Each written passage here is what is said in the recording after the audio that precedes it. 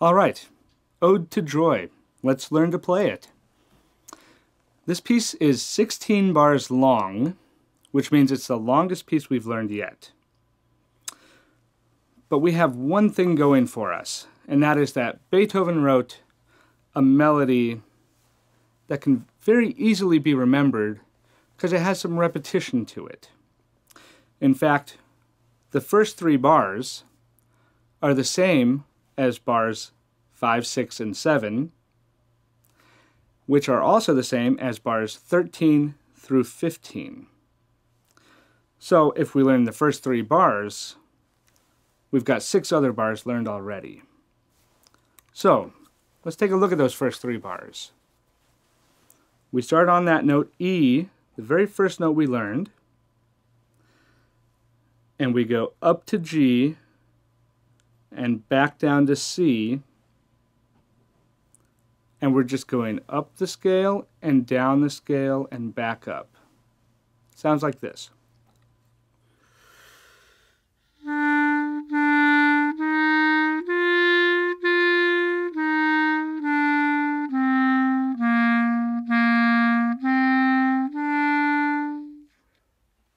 So there's the first 3 bars, and those 3 bars will show up later in the piece in the exact same way.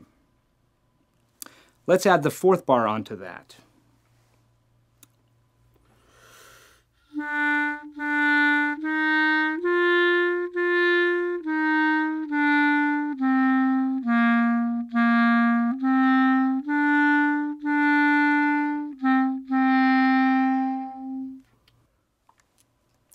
So the 4th bar has a new rhythm for us.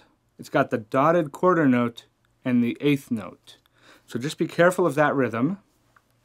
Let's do it one more time. First 4 bars.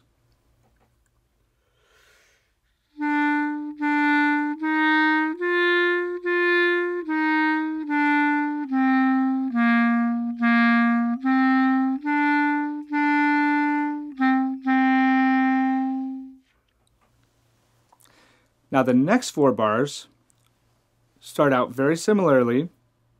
Again, the first 3 bars are the same as bars 5, 6, and 7. So here's starting at bar 5.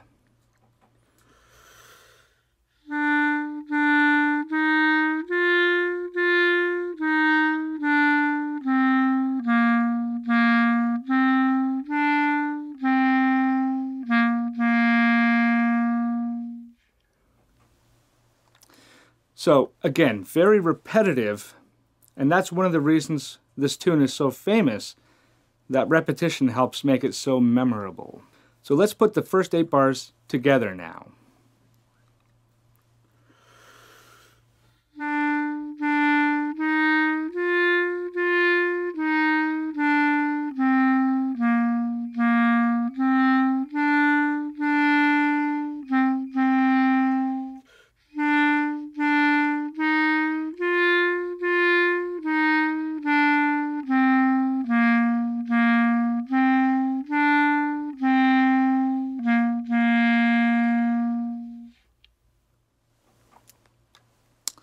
Now, let's skip ahead for a minute to the last 4 bars of the piece, bars 13 through 16.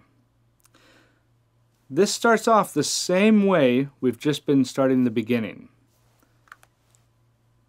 And actually, these 4 bars are the same as bars 5 through 8. Exactly the same. So let's play these last 4 bars.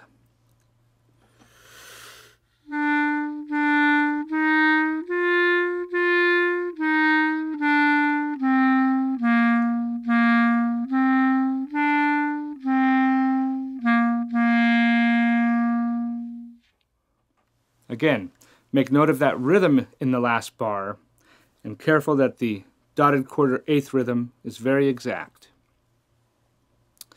Now let's take a look at bars 9 through 12. This is the section of the piece that's most different from the other parts.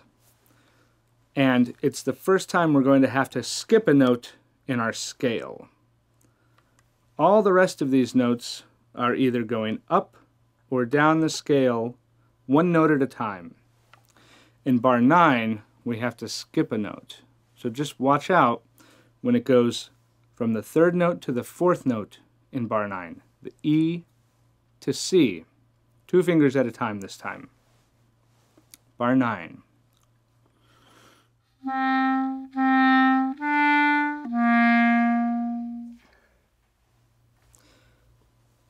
Bars 10 and 11 are very similar, but he's got some eighth notes in there. Let's hear what those sound like. Here's bar 9, 10, and 11.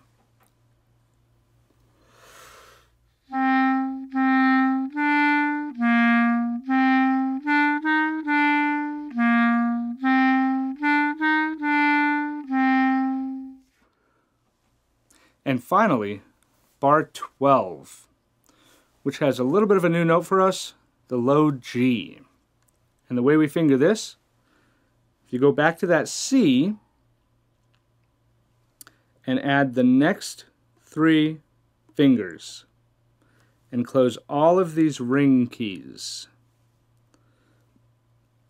Having all those fingers down will give you that G.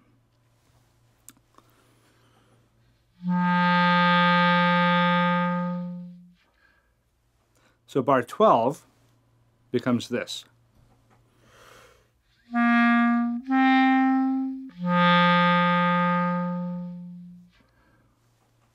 Now let's put bars 9 through 12 together. Might take a little bit of practice to get these 4 bars, but keep at it, you'll get it in no time. Bar 9.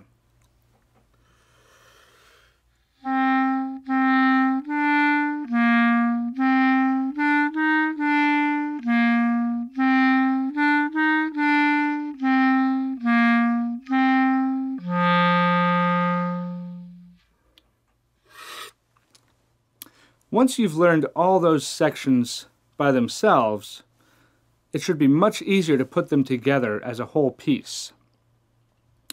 Now you might think this takes a little bit of time, but it's really good practice, taking things apart and working at them bit by bit, and then it becomes much easier to put them together in the end.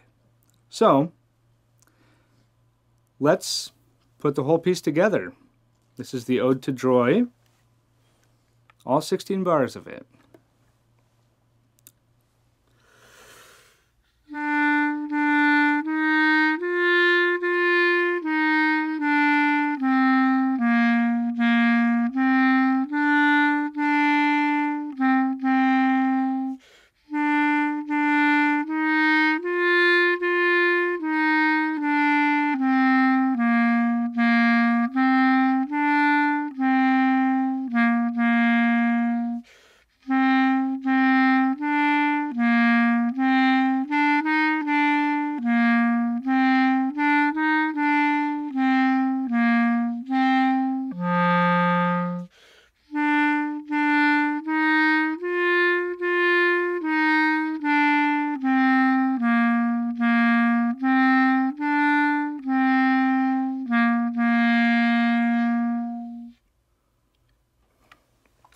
Now to make this more interesting, more musical, we can add various dynamics, articulations, maybe even slow down a little bit at the end, whatever we feel like.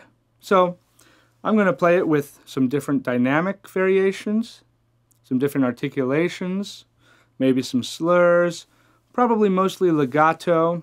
I don't think staccato would be right in this situation. But see if you can come up with some dynamic variations of your own when you play it.